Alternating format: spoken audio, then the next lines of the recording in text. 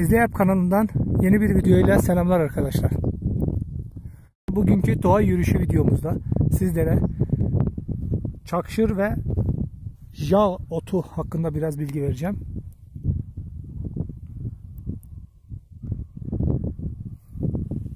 Şimdi her yöreye ait farklı otlar vardır.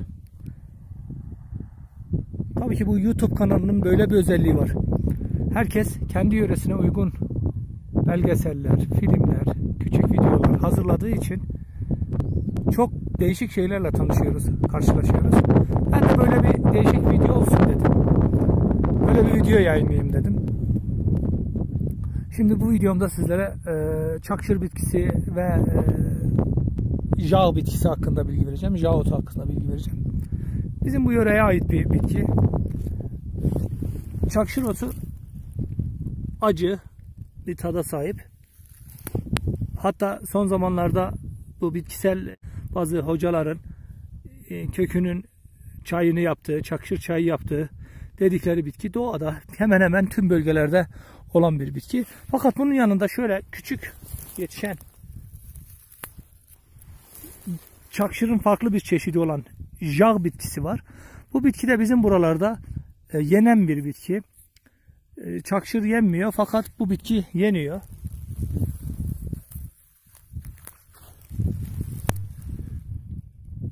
Bu bitkinin turşusu yapılarak, haşlanıp kurutularak bizim buranın yöresel yemeklerinde kullanılan bir bitki arkadaşlar. Bunun yanında doğa yürüyüşümüzde değişik otlarla da karşılaşacağız. Evet, burada gördüğünüz gibi evelik otu denen bir ot var. Doğada bayağı bulunan evelik otu. Bu da bu yörede mevcut olan otlardan.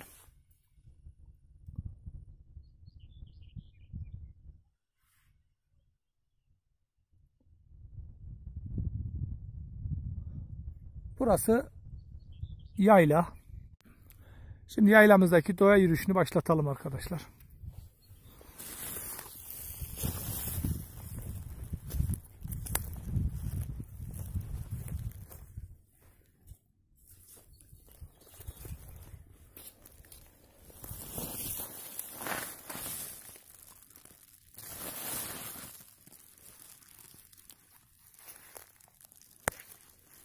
Evet, otumuz bu şekil. Yeşil kısımları ayıklanıyor. Ayıklandıktan sonra bunun haşlama şeklini de sizlere göstereceğim arkadaşlar. Videomu izlerseniz videomun sonuna doğru sizlere yapılan işlemlerin tümünü göstereceğim. Doğamız da aynen o Windows kitaplığı gibi. Gördüğünüz gibi yemyeşil.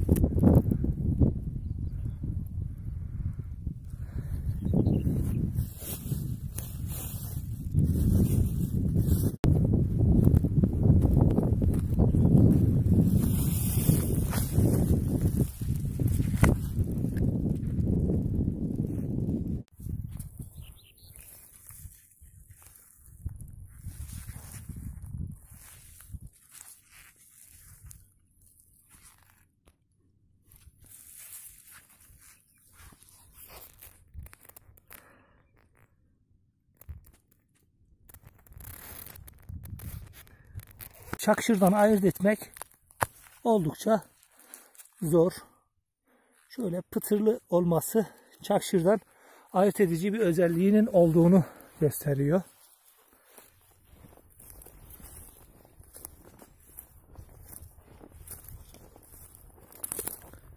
Çakşıra nazaran biraz daha geç çıkan bir bitki.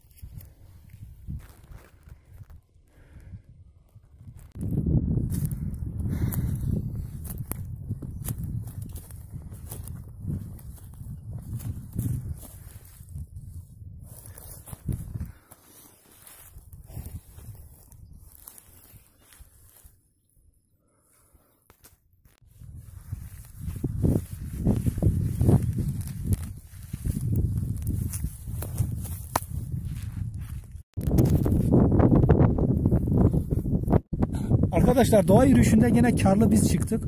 Topladığımız otlarımız burada. Şimdi bunları salamura yapacağız. Turşusunu yapacağız. Bunların ayıklanma şeklini göstereceğiz. Şimdi şöyle şu lifli yerleri, yeşil kısımları, ince yeşil kısımları atılıyor. Şunları şu şekil ayıklıyoruz. Şu şekil sap kısımları kalmak üzere yeşil kısımlarını attıktan sonra yenecek kısımlarını alıyoruz. Şu şekilde ayıkladıktan sonra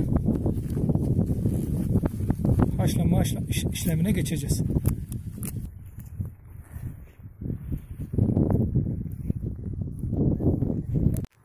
Topladığımız otlarımızı bir bardak ayranı suya karıştırarak kaynatıyoruz.